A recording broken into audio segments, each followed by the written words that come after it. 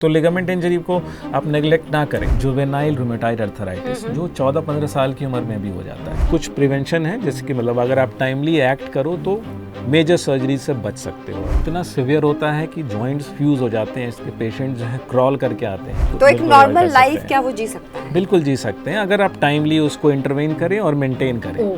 Hello hi नमस्कार, मेरा नाम है प्रिया और आज का पॉडकास्ट आपके लिए बहुत खास होने वाला है, क्योंकि आज के पॉडकास्ट में हम जानेंगे हड्डी से जुड़ी हर छोटी बड़ी जानकारी, कौन सी बीमारियां हैं जो आगे सता सकती हैं और कैसे आप बच सकते हैं। आज हमारे साथ हैं doctor Sumitanand. Hello sir, orthopaedic surgeon हैं और वक्त निकाला है इन्होंने आज आप सबको कुछ बताने के लिए। सर, सबसे पहले कहते हैं कि जो बोन्स चूँकि बहुत स्ट्रांग होते हैं ऑब्वियसली, ठीक है, तो उनको ठीक करने के लिए जो दवाइयाँ दी जाती हैं वो भी बहुत स्ट्रांग होती हैं।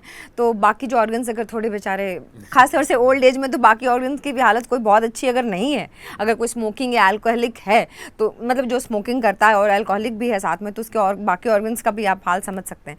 तो उनके लिए थोड़ा सा चैलेंज मुझे लगता है हो देखो, जाता है। आप ना ऑर्थोपेडिक्स में कोई दवाई होती ही नहीं है। ऑर्थोपेडिशियंस जो हैं कैल्शियम और विटामिन डी के सहारे ही हैं और पेन किलर्स दिए जाते हैं ऑब्वियसली, लेकिन वो 4-5 दिन से ज़्यादा हम भी अवॉइड करते हैं देना, ठीक है।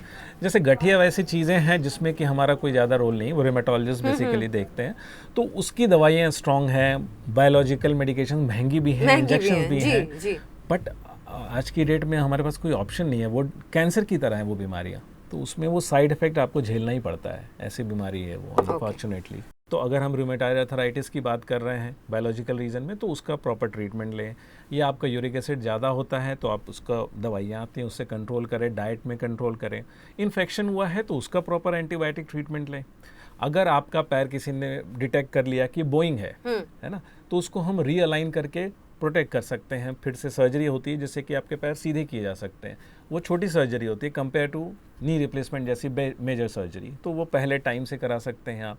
इसी प्रकार से अगर आपको कोई मैकेनिकल रीज़न है जो कि आपको अर्थराइटिस का रिस्क दे सकता है, जैसे लिगामेंट इंजरी है तो लिगामेंट इंजरी को आप नेग्लेक्ट ना करें। हाँ, मैं ये जानना चाहती हूँ, ये भी एक क्वेश्चन था मेरे पास कि क्या लिगामेंट इंजरी बोन फ्रैक्चर से ज़्यादा खतरनाक है? ऐसा नहीं है कि ज़्यादा या कम, दोनों इंपॉर्टेंट हैं। अगर बोन फ्रैक्चर, देखो बोन फ्रैक्चर्स है ना, वो इमीडिएटली अटेंशन में आ जाता है। अगर आपकी कोई हड्डी टूट गई है तो आपको इतना ज़्यादा पेन होता है कि आप तुरंत ट्रीट करते हो, अपने आप को ले जाते हो, प्लास्टर लगवाते हो, क्योंकि आप चल नहीं पाते हो, बिल्कुल ही आप कहते हैं ना कि एकदम रेस्ट में आ जाते हैं। हाँ, बिल्कुल सही कह रहे हो। और लिगामेंट इंजरी ऐसा नहीं होता है, वो अगर आपका एसीएल टूट भी गया है तो कई सालों तक आप चलते रहते हो और आपको पता ही नहीं लगता। आपको यदा कदा जो है, जब अनस्टेबल घुटना होता है, स्वेलिंग आती है, पेन होता है, आप 2-3 दिन रेस्ट करते हो और फिर ओके हो जाते हो। ऐसा भी होता है जैसे मौसम बदलता है, जैसे ठंड आ गई तो लोग कहते हैं कि जिनको हड्डियों की प्रॉब्लम है वो बढ़ जाती है, ऐसा भी कुछ बिल्कुल होता है।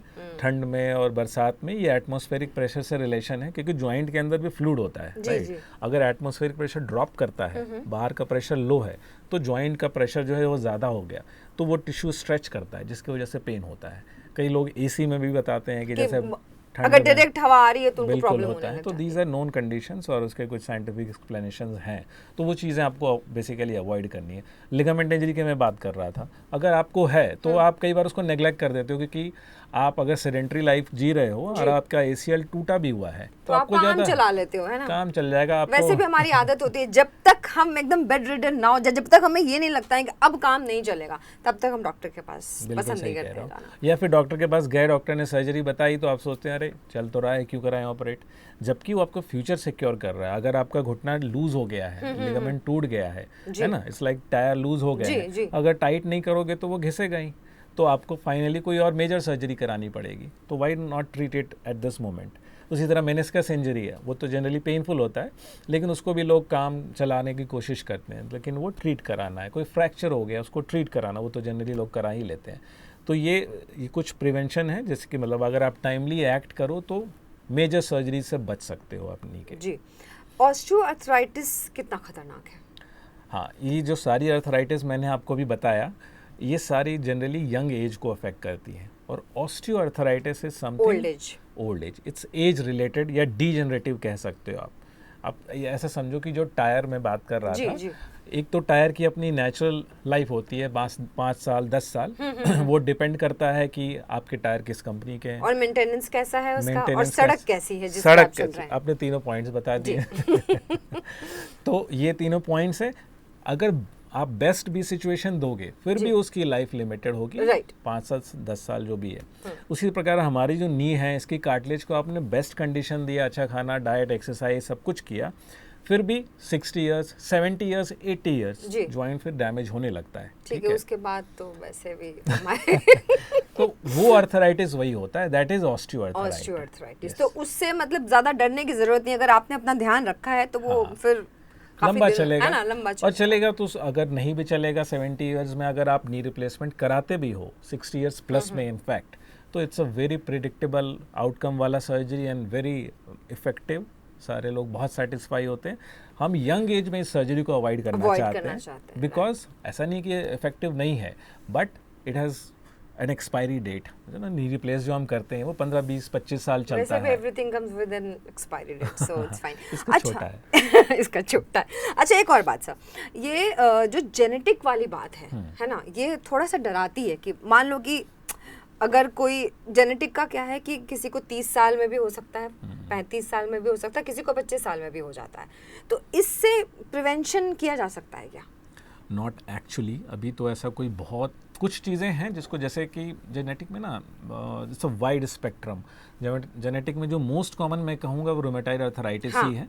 उसमें भी आप जो यंग एज की बात कर रहे हैं, एक होता है जुवेनाइल रूमेटाइड अर्थराइटिस जो 14-15 साल की उम्र में भी हो जाता है, और इतना सिवियर होता है कि जॉइंट्स फ्यूज़ हो जाते हैं। इसके पेशेंट जो है क्रॉल करके आते हैं, खास करके अगर नेग्लेक्टेड हैं। तो प्रिवेंशन इनका तो कहना मुश्किल है, लेकिन ट्रीटमेंट अगर आप अर्ली स्टार्ट कर पाओ तो इसके जो कॉम्प्लिकेशंस है कि जॉइंट बिल्कुल फ्यूज हो गया हो, है ना, ट्रीटेबल ही ना हो, वो आप बिल्कुल तो एक नॉर्मल लाइफ क्या वो जी सकता है? बिल्कुल जी सकते हैं, अगर आप टाइमली उसको इंटरवेन करें और मेंटेन करें। ओके, ये अच्छी बात है। एटलीस्ट कुछ कंडीशन है जैसे हीमोफीलिया होती है, जिसमें जॉइंट के अंदर क्योंकि आपके ब्लड क्लॉटिंग फैक्टर्स उसमें डेफिशिएंट होते हैं, तो जॉइंट के अंदर जो है ब्लड इकट्ठा होकर जॉइंट को डैमेज करता है। तो उसका भी अगेन उसको हम पहले भी डिटेक्ट कर सकते हैं जेनेटिक, क्योंकि वो जनरली हेरिडिटरी होते हैं, तो वो में भी प्रिवेंटेबल हैं, उनको हम शायद प्रिवेंट कर सकते हैं।